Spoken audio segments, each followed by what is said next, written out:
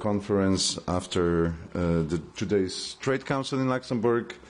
We have with us Deputy Minister Mr. Baranowski, responsible for trade for the Polish presidency, and Commissioner for Trade Maroš Šefčovič. We'll continue with our little tradition of learning Polish. Today's word is, unsurprisingly, unity.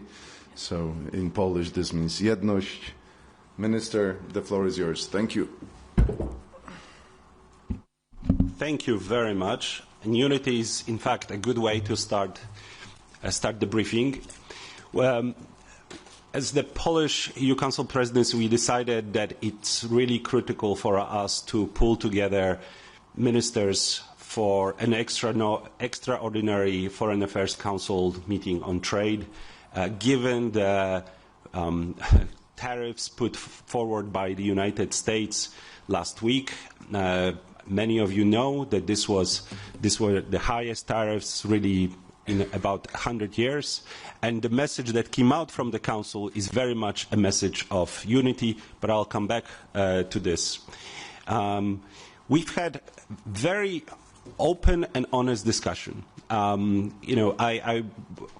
We all probably wondered how EU member states will react to these extraordinary moves by the United States, moves that have certainly upended the current model of trade relations, moves that cost already over $5 trillion when you look at the US stock market. So these are moves that certainly hit the US consumers, but they will not be good for European or other global or other countries across the globe.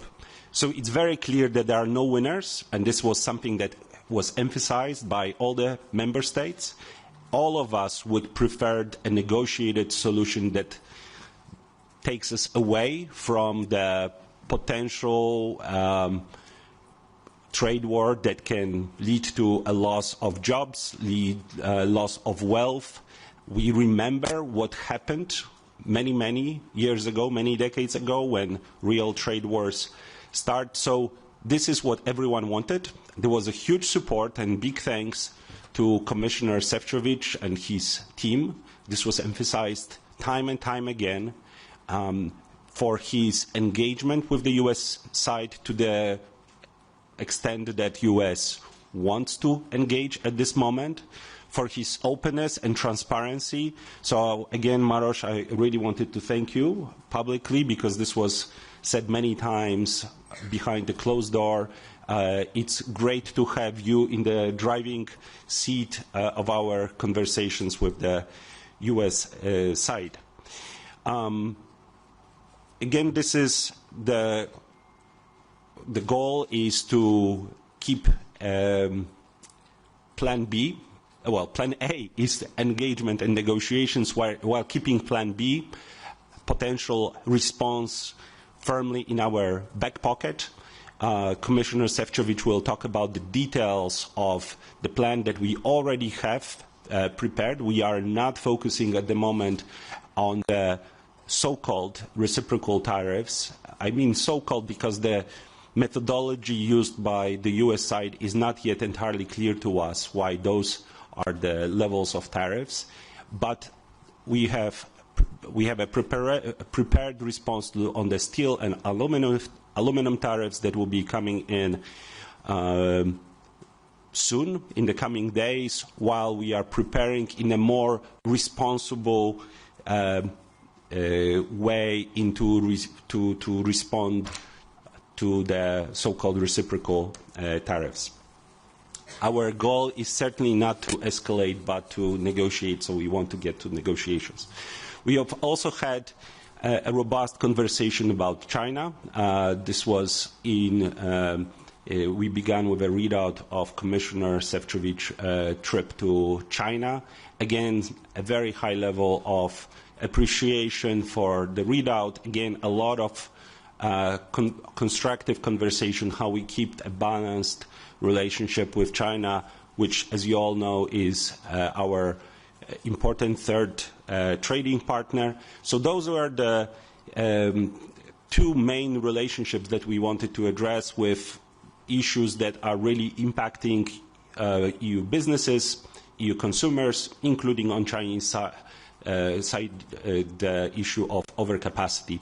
Overall, very productive, very strategic conversation. We were very happy that we were able to meet, and frankly, we were glad to do it as the Polish presidency to call this meeting. This is key for us to talk, to understand each other, to engage each other in order to preserve the unity, and this goal was very much achieved today. Let me stop here. Over to you.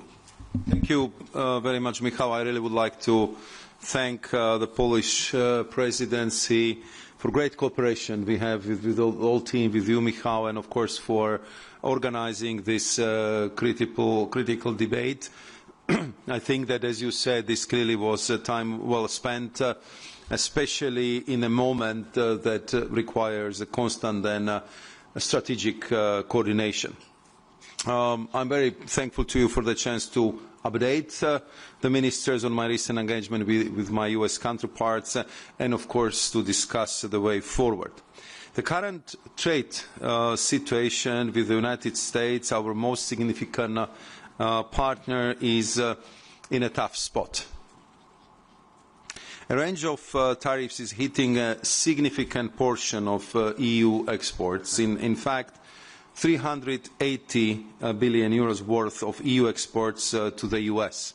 So we are talking here some 70% of our total exports are facing tariffs of 20% or 25% or even higher when combined with existing most favored nation tariffs like 27.5% duty on passengers' cars altogether. To put it in a perspective, over 80 billion euros in duties, an 11-fold jump from 7 billion euros the US currently collects. From day one, my focus has been on initiating meaningful negotiations with the US administration, building momentum at every step. And I appreciate the efforts of my counterparts, Secretary of Commerce Latnik and US Trade Representative Ambassador Greer, for maintaining an open and candid line of communication with us. So where do we stand? Let me break it down into the three key points. First, both sides recognize that EU-US trade relationship could benefit from a fresh look and a boost in strategic areas.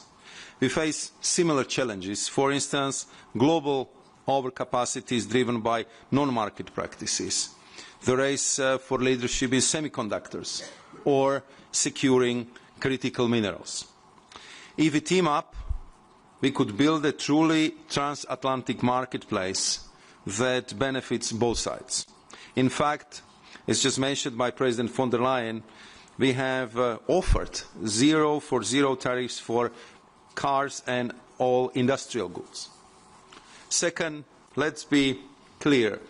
However, engaging the US will take both time and effort.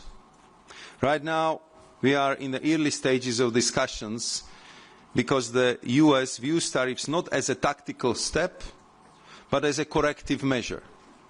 We are fully prepared to sit at the negotiation table whenever our American partners are ready. Third, while the EU remains open to and strongly prefers negotiations, we will not wait endlessly. Until we see tangible progress, we will be working along three tracks: defend our interests through countermeasures, diversify our trade through new agreements, and deter harmful trade diversions.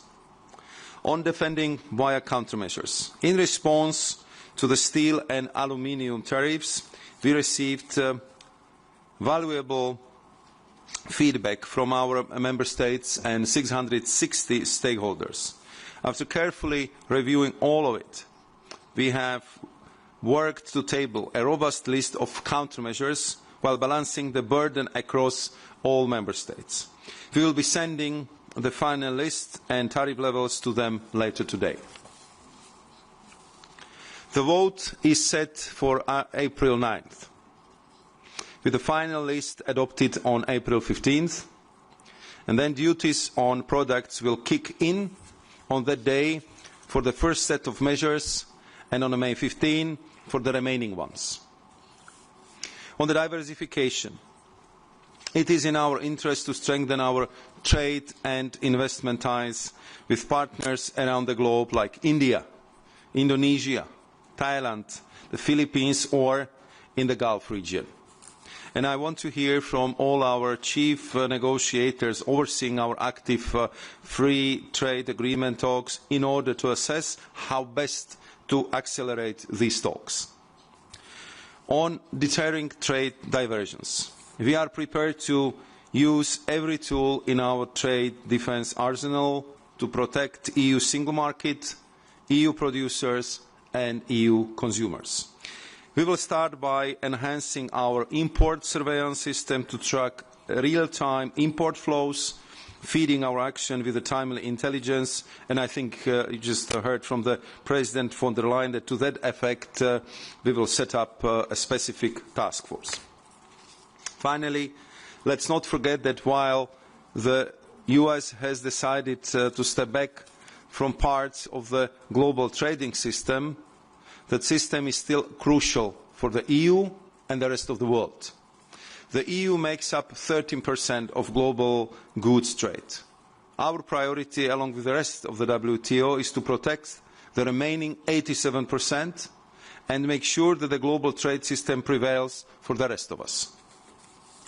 Turning our discussion on China, I briefed the ministers on my recent visit to Beijing, aimed at fostering cooperation to rebalance our trade and investment relationship with tangible results.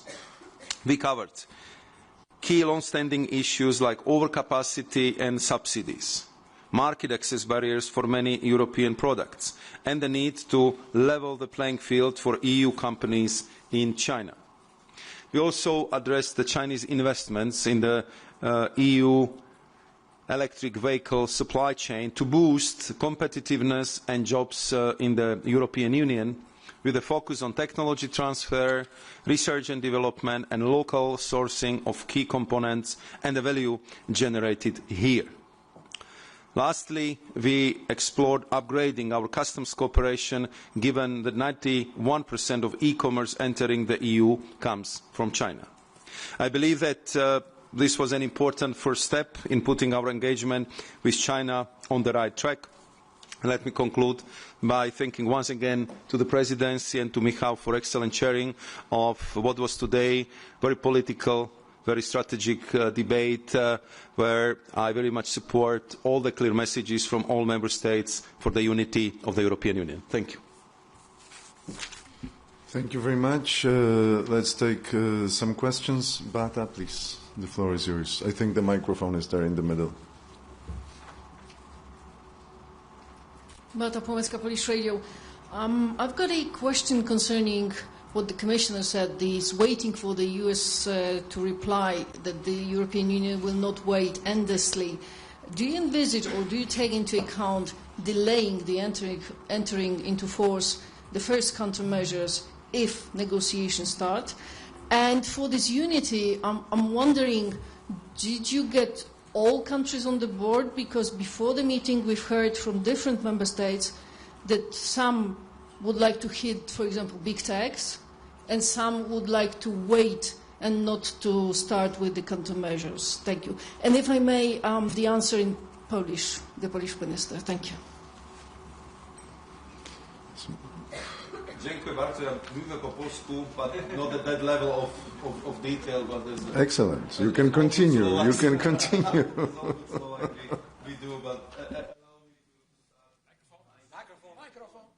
Allow me to start answering in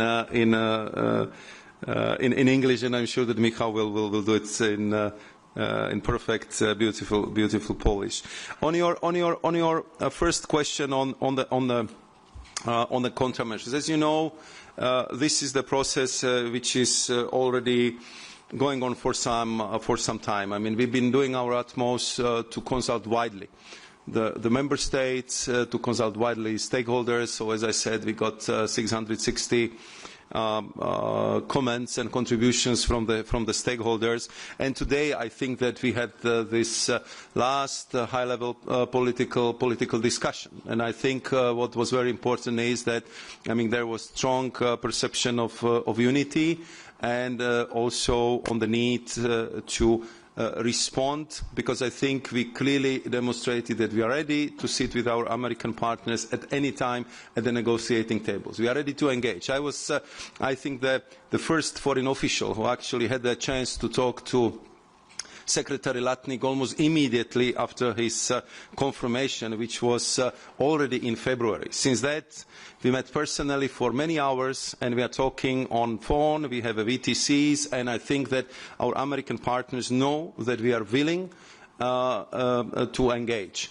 At a certain time, I understand that they are reflecting on many of the issues, and despite of all discussions we had, we have seen the tariffs being imposed upon the EU on the 2nd of April, and therefore I think we have to proceed with adopting our countermeasures. All the deadlines here are clearly determined by the legal process, so we will be distributing the finalists this evening.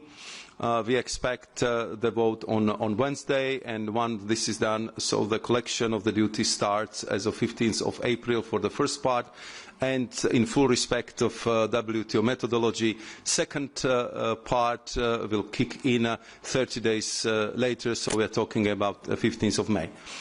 Here we are talking about the response, the countermeasures to the steel, aluminium and derivatives tariffs, but of course, since they've been imposed upon the EU, we have seen the new tariffs on cars, new so-called, and I would underline the word so-called reciprocal tariffs from US. So, of course, this forces us to look at additional steps, and this would be something we still need to reflect upon, and we got some valuable input from the member states, from the ministers, which we of course evaluate, and we will proceed as always in close consultations with our member states and with the key stakeholders.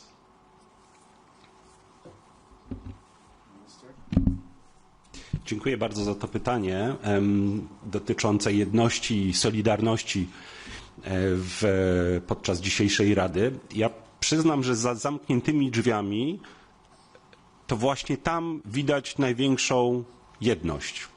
Czasami niektórzy politycy pewnie chętnie by powiedzieli coś bardziej do swoich wyborców i mówią czasami twardo lub właśnie używając troszeczkę, sugerując inny kierunek. Dzisiaj widzieliśmy prawdziwą jedność, której nie byliśmy, znaczy mogło się różnie zdarzyć, a była jedność.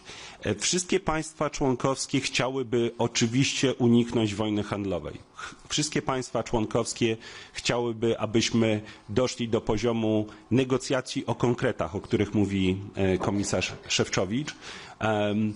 Tylko jak to często się mówi, no potrzeba dwoje, aby zatańczyć. It takes two to tango, jak to mówią. Wszyscy również nie chcą działać zbyt pochopnie. Dlatego jest to poczucie odpowiedzialności w tym momencie, dania pewnej przestrzeni, aby porozmawiać również z naszymi obywatelami, z naszymi przedsiębiorcami o wpływie, jakie te cła wywołają w Europie, i również dać chwilę stronie amerykańskiej na przemyślenie sprawy, bo tak jak wspominałem, w 2 dni rynek amerykański stracił 5 bilionów dolarów, a jesteśmy dopiero na początku na pewno trudnego tygodnia, bo to nie są dobre rozwiązania również dla amerykańskiej gospodarki. Więc tutaj mogę tylko jeszcze raz potwierdzić, mieliśmy tą jedność, na której nam bardzo zależało. Dziękuję. Thank you very much. Philip, then Camille.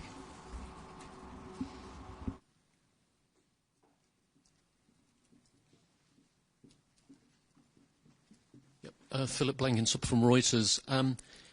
Commissioner, you have said, and obviously President von der Leyen has mentioned this offer to the United States of zero for zero tariffs.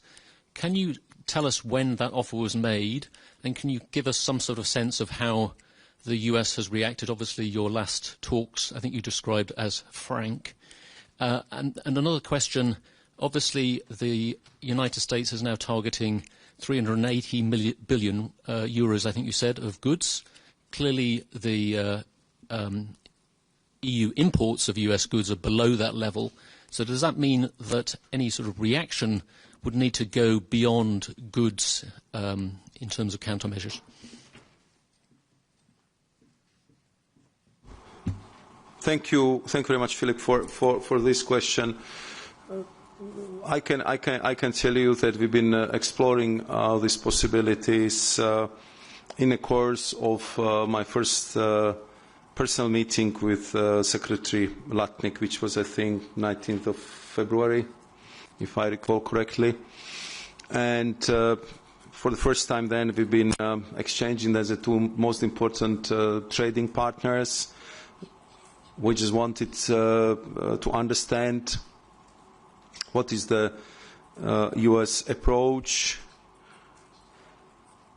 what are the challenges we have to face together, and we've been comparing the notes. And as you know, the US has a concept where they introduced on the 2nd of April the so-called reciprocal tariffs, but at the same time they are focusing on so-called big five, as they call it, on cars, pharmaceutical industry, steel, metals, lumber, and semiconductors.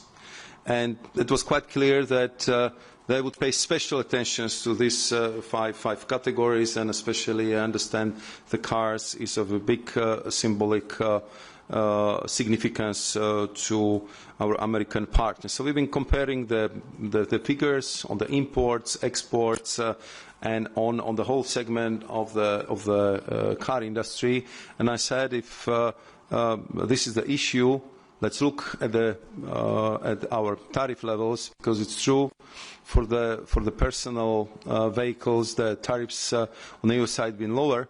But if you look at pickup or vans, then the tariffs from the US had been much higher. I think, if I recall correctly, up to 25%. So in the past there was a balance in this element between different categories of the cars. But I said, if this is the issue, so let's talk, let's explore the possibility how we can push these tariffs down to zero, as we had for several goods until April the 2nd, and that would clearly be the boost for the car industry from the both sides. And of course, since that we had quite a few discussions. We spent quite some time, many hours together, and I can tell you that when it comes to this segment, I said we are ready to discuss 0 for cars, but we are also ready to discuss 0 for all industrial goods. What it means? Beyond automotives, we are talking about chemicals, pharmaceuticals, rubber and plastic, machinery, and I would say rest of industrial products. So that's something what I think we will be very willing to engage, and I believe that that would be first and foremost true expression of the fact that we are allies and that we are actually creating this transatlantic marketplace for very important technologies of the future. So I hope that in a future we would be ready to come back to this discussion. Not now. I believe that in the future this would be still the possibility. Thank you. Please go ahead, Camille, then Jorge.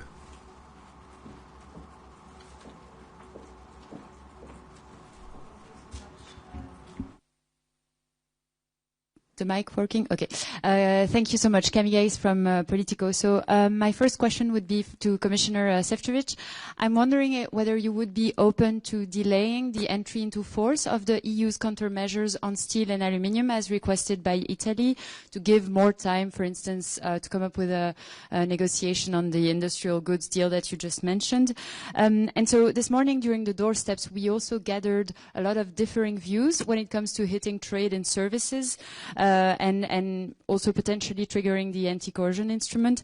I was wondering if this was discussed today and whether there was appetite from the EU capitals on it. Thank you so much. I think your second question is also the question I forgot to answer to Philip in previous round. If it comes to the timing, this is clearly framed by the legal procedures and also by the way how we propose these countermeasures to be taken. So for us, I think it's not possible now to delay the entry into force, and therefore we follow our legal process. And as I said, we expect the vote on Wednesday, and if the vote is positive, then we will proceed with the 15th of April date. On the second point, and on the question also on Philippe, indeed, you rightly pointed out that currently the US is covering more than 70% of our exports. We're talking about 380 billion of euros of goods exported from EU to US, and of course this is very massive. So we are not in a business to going, let's say, cent for cent or tit for tat or dollar for dollar, but we of course would consider what are all the other instruments which we have on the table. And there have been different ideas which have been mentioned by the various delegations. Maybe I would leave the space to the Presidency, to Michał, to describe them, because he's representing the whole EU member states. What is, I think, important for the position of the Commission is that at this stage we are ready to consider all options. All options are on the table, and we will consult with the stakeholders and with our member states how to use all the instruments we have at our disposal. Michał. Thank you very much. Let me first address the question about the delay, because I think that's something that, even though we didn't specifically focus on any particular member state or their proposal, there was a sense in the room of not being trigger happy. In American speak, talk first, shoot later, if anything, not the other way around. There was a clear sense and preference for responsibility and taking a responsible measure of the impact that US tariffs will have on European businesses, European citizens. We do have to remember that our response, our imposition of tariffs will, of course, protect our businesses, but at the same time will be additional hurt to EU economy. So there was a sense of responsibility, but not no one was pushing for just stepping back and being soft. Everyone very much emphasized the need for developing a very clear response, and Plan B was used many times in this conversation. To the question about what that Plan B could be, given the size of US tariffs, again the emphasis was on proportionality. So yes, there were various ideas put on the table. Some countries mentioned services, others didn't. Some countries mentioned digital services, others didn't. But as Commissioner said very clearly, there was a sense that everyone is open to having all the tools on the table, and I would also emphasize something that it's hard for perhaps for Commissioner Šefčovič to say. Very clear sense of trust in the way that Commission is engaging and preparing the response. So we have everything on the table, and in a responsible, measured way, we'll put a package that hopefully will never have to be used because we'll get to positive negotiations with the US side. Thanks. Thank you very much. It's Jorge, then Joanna, and then Manuel. Jorge Valero with Bloomberg. Question for the Commission and the President, of course, if you want to comment as well. First, on these all options that are on the table, one of them, of course, being mentioned by some delegations is the anti-coercion instrument, as you know well.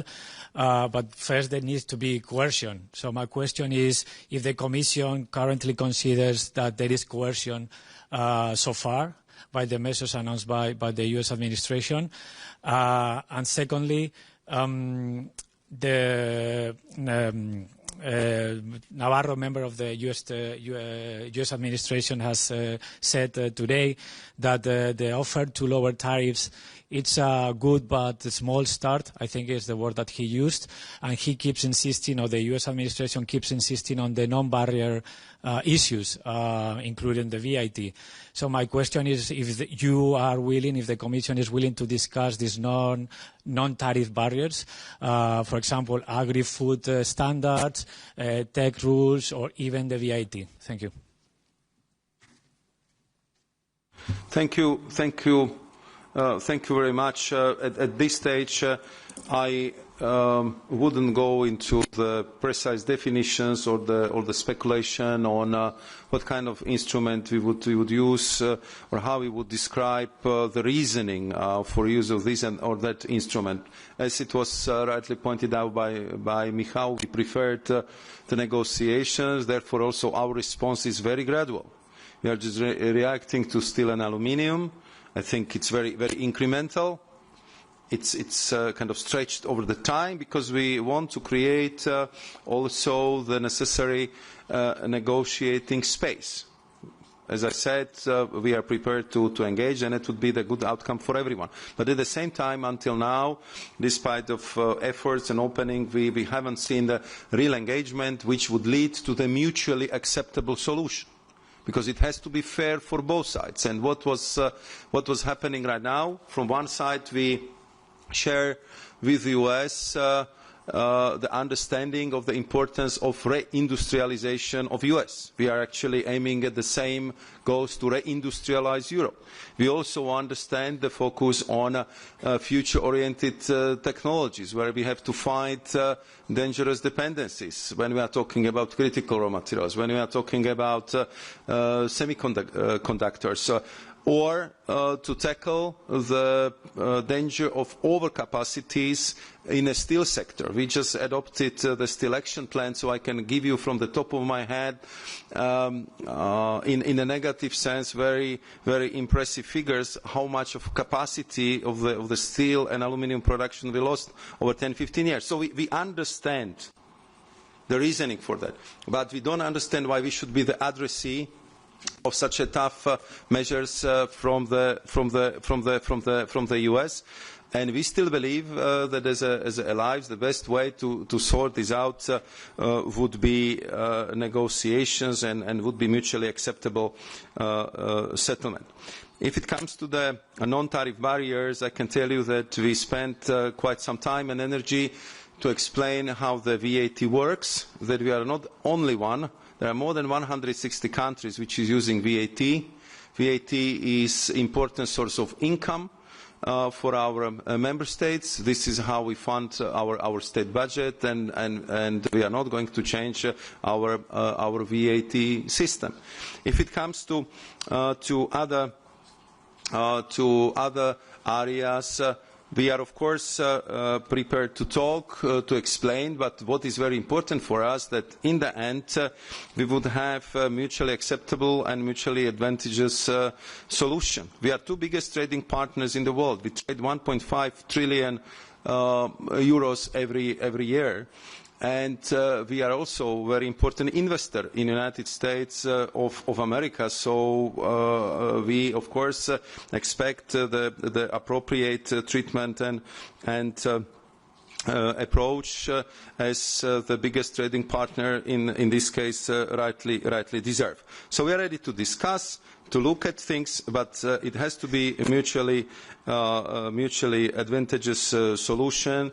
We know that the US has some questions towards us, but I also was presenting the list of different blocked products from EU provenience towards US, which some of them are in the drawers for quite some time. So I think that the best thing for this would be that the two biggest economy and two allies would sit together and solve these problems through the negotiations. That's clearly our preference. Just really quickly to the question about to the comment of Mr. Navarro. I mean, on one hand, it's great to see you, Jorge.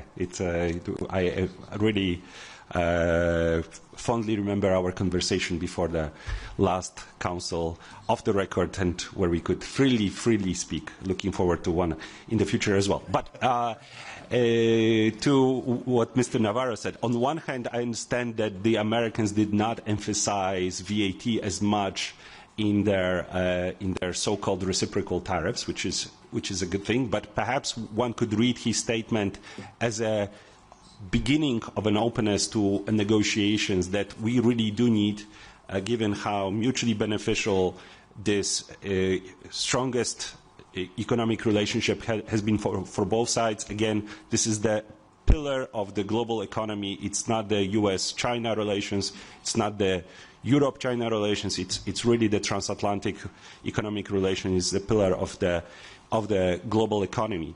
What I would want to add something that I missed in the beginning, and Maros mentioning the reindustrialization sort of sparked this, was one other aspect that almost every member state pointed out to, is that this tough moment is an opportunity for us to look into European single market and make sure that we complete the single market, use this as an opportunity to offset potential loss from those tariffs, that we can actually do a lot of the homework here at home, of course on top of diversifying our relationship with other trading partners, of course on top of engaging with the Americans, but a lot of the work can be done here, and that's something that is not Maros's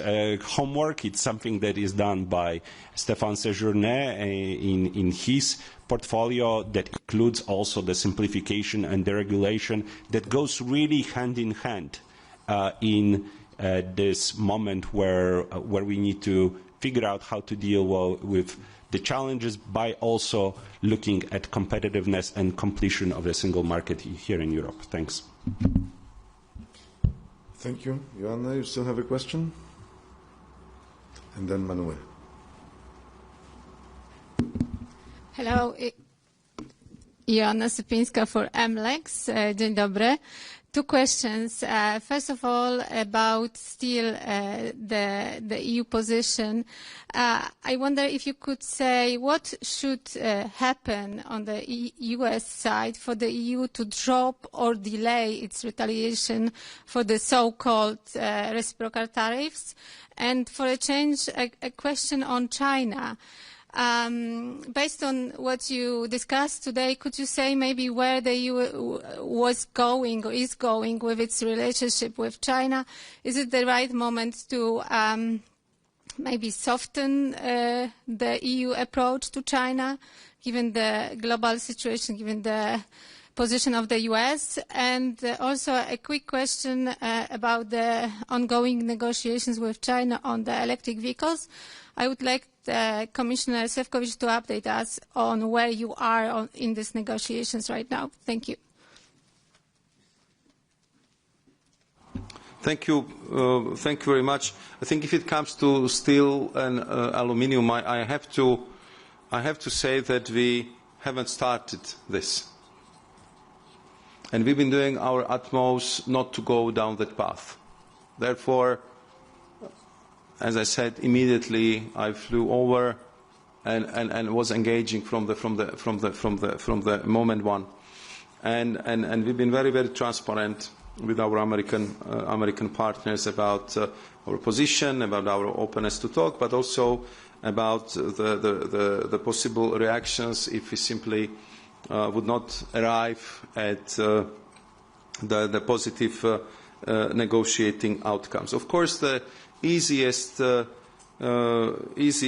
step here would be if the US would suspend the tariffs against the EU, and they will engage with us in genuine negotiations. And as I said, we would be prepared to look at everything because we prefer, mutually acceptable negotiated outcome. So that I think is valid for now, but I also for the future, because I believe that sooner or later we'll be sitting at the negotiating table. I believe so. And I hope that we'll be able to arrive at the mutually acceptable compromise which would restore our close trading relationship, and where we would be looking at the ways how to lower or get rid of the tariffs, as we suggested, on cars and industrial goods in February. And we would focus our efforts on that effort, how to create this transatlantic marketplace for industrial goods, for the technologies of the future, and for the good cooperation between two transatlantic allies. If it comes to China, I think that my visit there was clearly guided by the fact that we need to re-engage with China. It's our third most important trading partner if it comes to the volumes of goods traded, and we've been accumulating a lot of issues on the table. So I think it's a time to start removing part of the problems from the table. And I went there as a first member of the new Commission to set up this new course of work, how we would discuss all the open issues with Chinese counterparts, and how we would engage with my political counterpart, Trade Minister Wang Wentao. And of course, this is what is taking place right now. Of course, I would be very much encouraged if the discussions which we had would lead to the concrete results.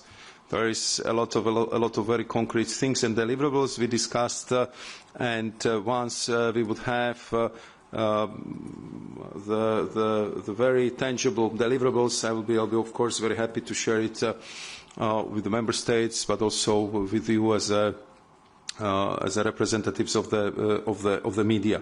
If it comes to battery electric vehicles, again described the methodology. I described our fears and concerns over the subsidies into this very sensitive sector for the EU, and what we proposed was that we would be also ready to discuss with our with the concrete companies the so-called price undertaking measures. So this is what we've been proposing also at the end of the last year. Hopefully this time, when I had the chance to explain it in greater details to the political leadership of China, that we will be able to rediscuss this topic again. Let me just weigh in very briefly on. Let me just weigh in very briefly on the China question. I think the sense in the room was that the fact that we have real challenges with our partners, allies from United States doesn't mean that the challenges and problems in our economic relationship with China go away. Because you put this in the context of those two key relationships. So I have not seen a movement. Okay, we have problems across the Atlantic. Let's just switch, so to say. There is as Commissioner said, there is a great opportunity in this relationship, but right now there is a lot of imbalances. We discussed the growing trade deficit that is growing very, very fast. We have discussed some unfair practices that have to be addressed, and Commissioner made a very clear readout of the honest conversation, so I'm not going to go into the details, as well as a clear plan forward. But again, the fact that we have problem with the one partner, with the transatlantic partner, doesn't mean that the challenges and problems with China just went away. Thanks. Thank you. So we will have two last questions. So it's Manuel and Kim, and we will have to wrap up. Hello, Manuel Gomez, El País. Well, my question is for the Commissioner. Several ministers have said this morning before the meeting that it's necessary to listen to the markets, these black days on the markets. Well, I'd like to know if you share these words and if you think that these black days in the markets can help to change the mentality of the U.S. administration. Thank you.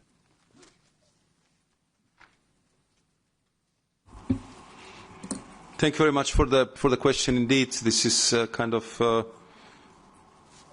black day for the markets. I would say all over the world, because I mean we have seen the plunge in U.S. stock markets, but the same in Asia and also in Europe. So this is just, I would say, the market reaction to what I think many of my colleagues in the room described as the most important paradigm shift in global trading patterns since the Second World War. That's what has happened on the 2nd of April, and of course this introduces a lot of uncertainty, lack of predictability, inflation fears, and the fact that tariffs are in the end the taxes which will be paid by the businesses, but especially by the final consumers. So that in the end increases of course the fears among the consumers. Can I spend so much? Will we have inflation? What would be the future of my job? Or how this would reflect on my city, on my factory, and on my family situation. So these are I would say the debates which are now taking place, I would say, all across the world.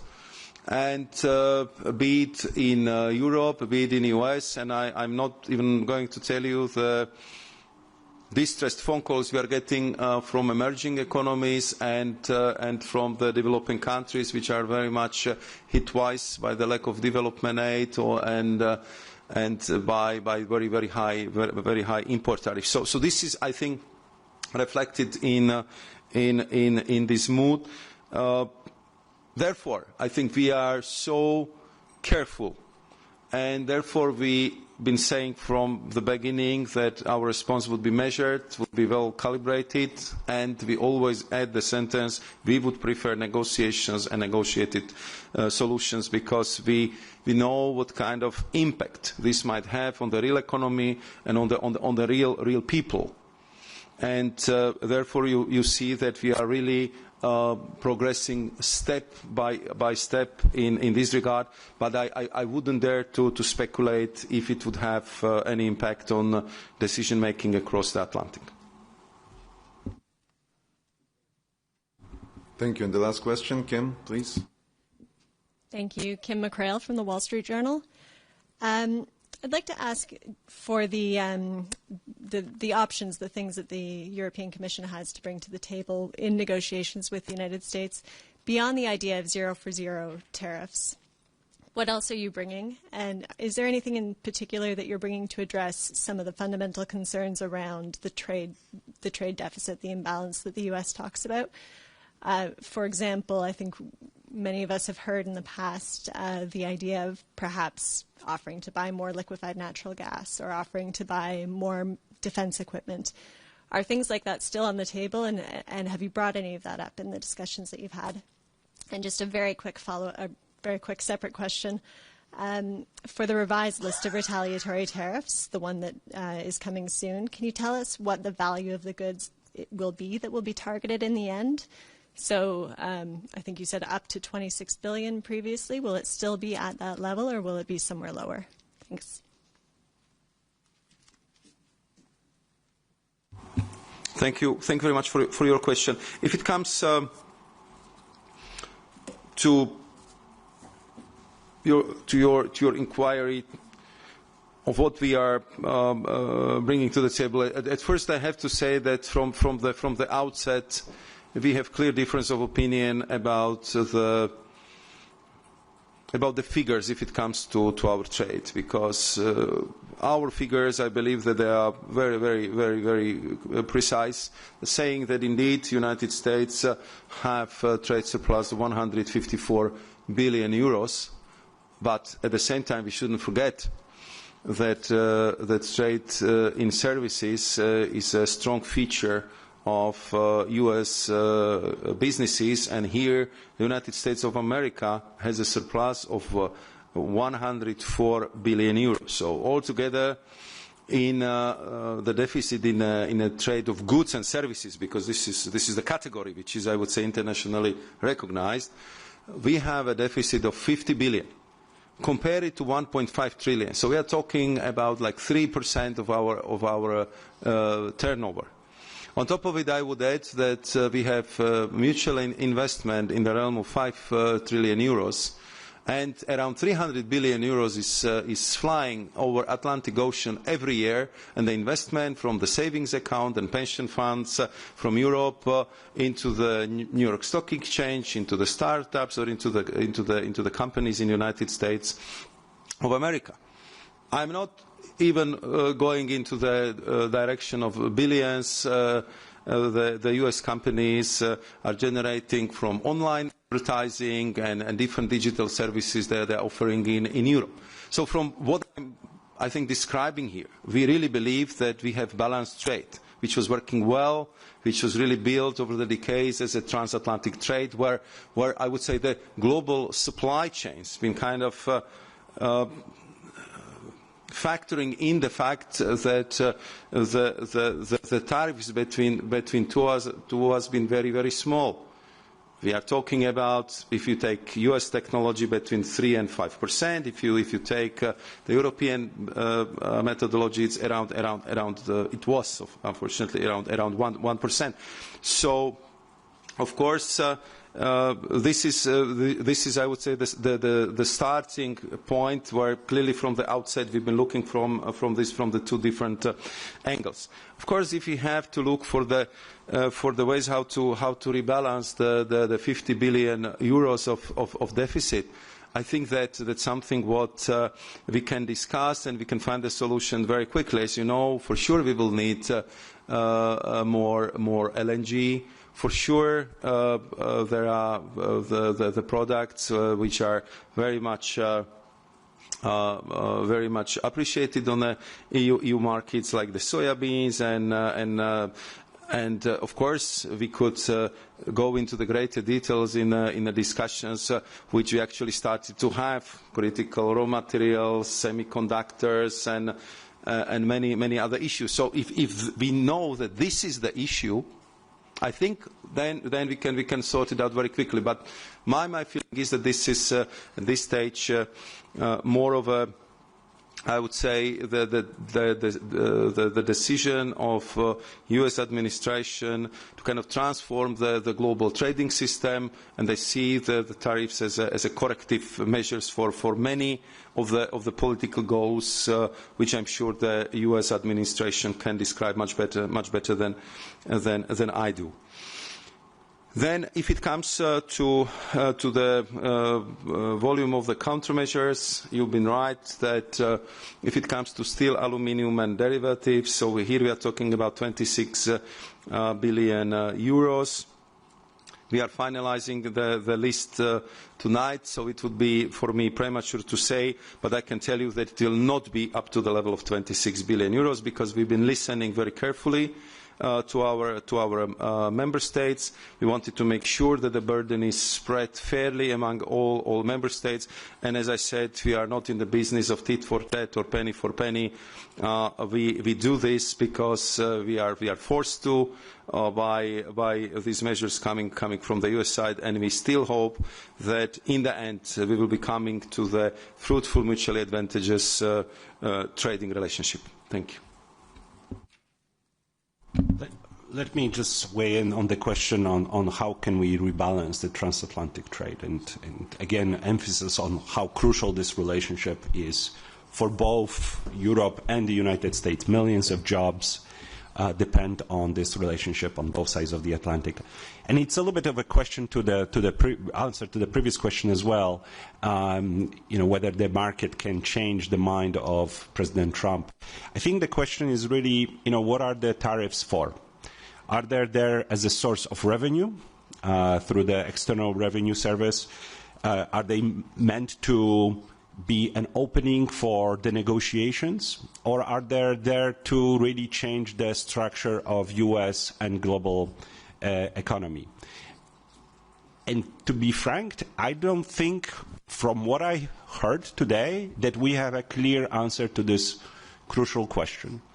And to get an agreement, we need to get the answer to this question. Again, it takes two to tango, and to paraphrase this, I think this is time for us to begin to tango earnestly, and perhaps with this we'll close. Thank you very much, Minister. Thank you very much, Commissioner. Apologies to those of you in the room and online that didn't have a chance to ask a question, but I'm sure that, on our side, the Presidency services, you can text me your question, and I'm sure on the Commission side, they also, colleagues, would be happy to help you, but we just run out of time, and there are other points of the agenda of Minister and Commissioner. So again, apologies for that, but thank you for such a numerous presence in beautiful city of